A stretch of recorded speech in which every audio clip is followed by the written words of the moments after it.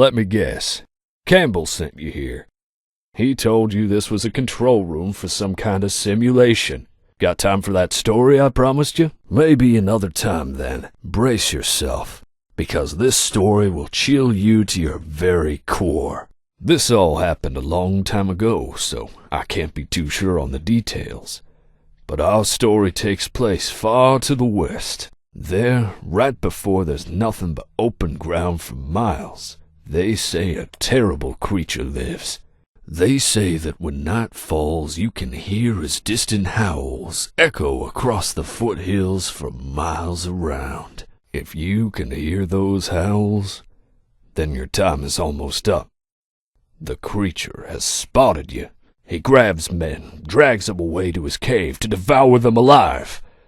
They call this monster Mr. Abominable. You bet it is, and every word of it's true. I am trying to teach you a lesson. You should never go near the western foothills if you value your life. He may live in a cave, but he ain't no man. He'll kill you just as soon as look at you. Weren't you paying attention?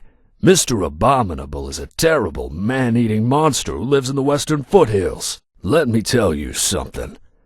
You'd either have to be very brave or very stupid to go after Mr. Abominable. Oh, I'm sure he's far too tough for someone like you. Anyway, I've taken up far too much of your time already. I'm sure you've got a lot of work to do and places to be. I'm sure you're very busy. I'll leave you be. That's no trouble.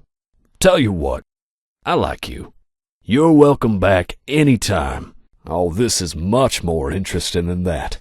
I promise you. Oh, you do make me laugh. If you're afraid of monsters and villains, well, this is no story for you. Well, I'm sorry to disappoint you, but all you've got is plain old Quinn. Trying to save face? I understand. Don't worry, he's taken in more than a few of us with that same line before. Compelling, isn't it? Yeah, he's crazy all right, but he's harmless. He's used that same line on everyone at one time or another. I'm afraid I can't offer you a story as good as that one, but I do have a little one of my own if you're interested. Oh no, not Mr. Quinn, just Quinn. Like I said, I don't get many visitors, so I keep the place just the way I like it. Nope. Like I said, the people around here just like to pretend I don't exist. Of course not, but I usually have my guests by invitation only. Most don't arrive with keys to my room. How about you take a seat? Why don't you sit down? Then we can talk. Please, make yourself comfortable. Take a seat. Take a seat at the table, stranger. I'm awful sorry about the mess. I don't get many visitors, so I don't clean up very often.